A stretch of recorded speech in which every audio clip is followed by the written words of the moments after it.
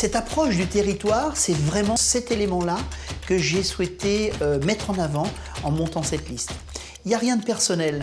L'idée est vraiment de se dire aujourd'hui, je le redis, au XXIe siècle, le territoire, c'est quelque chose d'important. On annonce des modifications dans les 10 prochaines années, modifications sur le comportement de vie, la mobilité, l'environnement, qui vont être forts, qui vont être problématiques. Les personnes vieillissent aussi, il va falloir qu'on s'occupe d'une autre façon de nos seniors.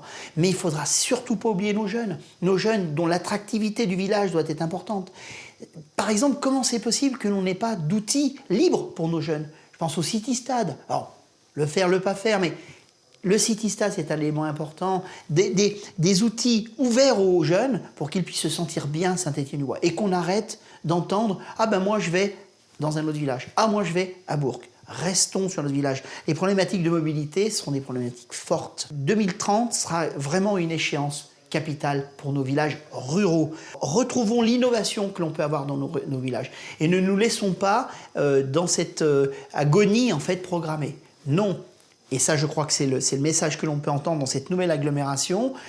Nous avons une force forte à Bourg, c'est une chance pour nous, mais il nous faut préserver ce caractère rural pour lequel nous avons, pour la plupart d'entre vous, décidé d'habiter. Moi, j'habite à Saint-Étienne-du-Bois, c'est une décision, j'y ai investi de l'argent et je ne souhaite pas partir de Saint-Étienne-du-Bois, je souhaite y vivre et y vivre bien.